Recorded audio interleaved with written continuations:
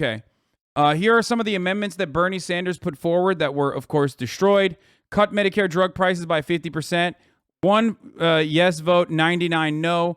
1:15 a.m. Expand Medicare. 3 yes votes, 97 no. Civilian Climate Corps, similar to the original original Civilian Corps. You know, a really important role in the New Deal. 1 yay, 98 no. Extend child tax credit. 1 yes, 97 no. Strike fossil fuel brakes. 1 yes, 99 no. It always seems impossible until it's done. Never give up. And you saw the hardest photo of Bernie Sanders dropping the hottest album at the steps outside the Senate.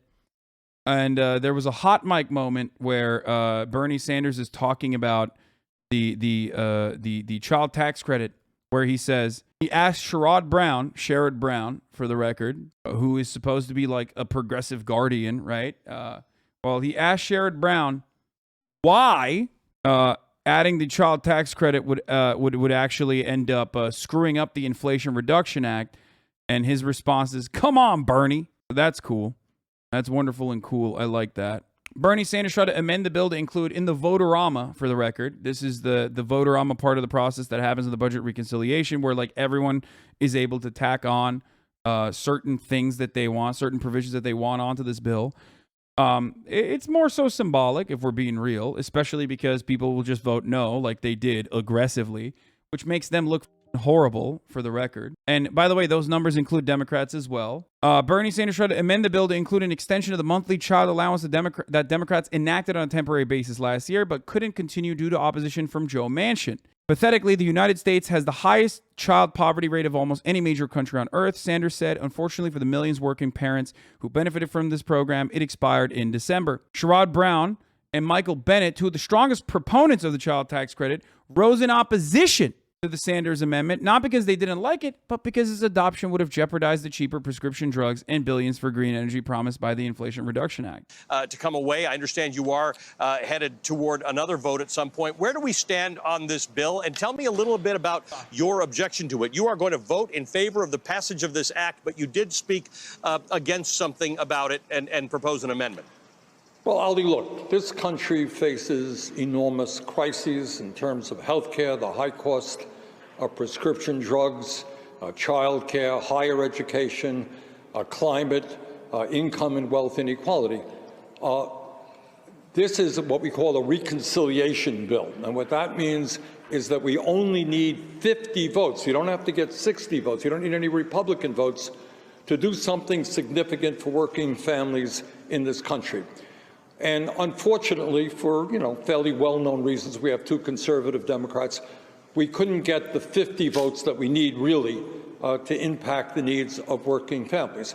So I have offered a series of amendments to strengthen the bill, which have not succeeded. Bottom line is that you have a bill which does some good things. We put some $300 billion into clean energy. And at a time when we face an existential threat in terms of climate change, this is a step forward. But on the other hand, as part of the deal, we're allowing oil and gas companies the opportunity to drill on millions of acres of public water and land. We're giving more tax breaks and corporate welfare to the oil industry. There is a reason why BP and Shell, two of the largest oil companies in this country, are supporting the bill. In terms of prescription drugs, this legislation takes a very baby step forward. We pay by far the highest prices in the world for prescription drugs. In some cases, you well know, we've talked about it, 10 times more than Canadians. What this bill does is say that Medicare should negotiate prescription drug prices, but only after 4 years, and they start off with only 10 drugs and go from there. So it's a very modest step forward. Bottom line is I'm going to support the bill because given the crisis of climate change, the environmental community says this is a step forward. It doesn't go anywhere near as far as it should. It is a step forward.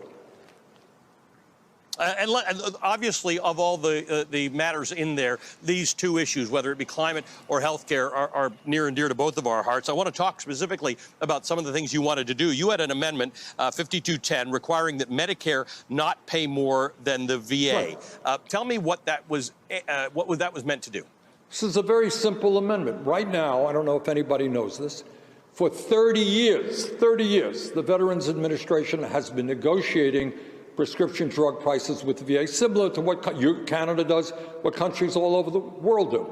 The result is that the VA pays half as much for prescription drugs as Medicare. Now, how insane is it that in one federal government, you got the VA paying 50% of what Medicare is paying for prescription drugs? So all that my amendment said is, you know what? Medicare should not pay any more than the VA. Do what they've been doing for 30 years. Now, when you take on the pharmaceutical industry, you are taking on the most powerful lobby here in Washington, D.C. They have an unlimited amount of money to make sure we pay outrageously high prices. They got 1,700 paid lobbyists. So bottom line is, this legislation is a baby step. The only reason why this man is not assassinated, and I want you to understand it, the only reason why this man is not assassinated is because that's how fucking powerless the left is, ultimately.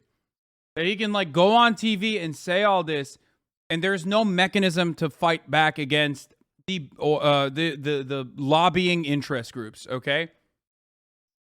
That's it. Otherwise, like, if this shit happened in a situation where, like, he actually had the capacity to move the needle and genuinely push people further to the left, then he would be gone. They would kill him.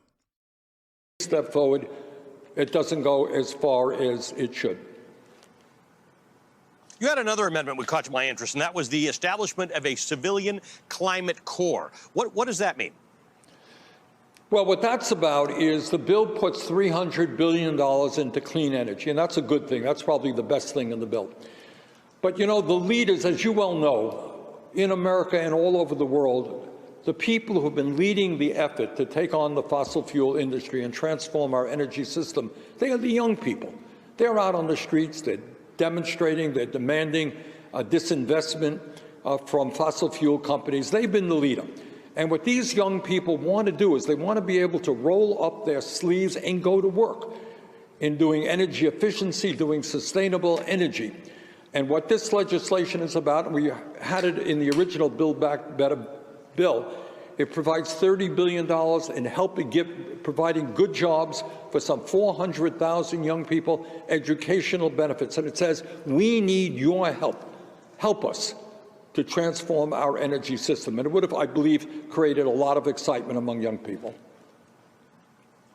Senator, before I let you go, there's definitely new energy in the air, possibly around the Supreme Court case having to do with Dobbs and Roe v. Wade, that are getting people to turn out for these primaries and getting them more interested. You said that there are things, whether it's to do with healthcare or climate, that are baby steps in this bill. Do you get some impression that perhaps in these why do so many people watch me? Because unfortunately, the way that the media is designed is created in a way where normal people and their normal perspective on, I don't know, maybe we should lower fucking pharmaceutical prices so we're not paying 10 times for the same drugs that Canada is fucking paying, is not exactly a well-represented take in the mainstream, okay?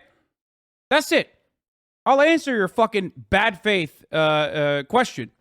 If there were more individuals who truly did represent the better interests of the working class, okay, then maybe they wouldn't be watching me, because then my position will be well represented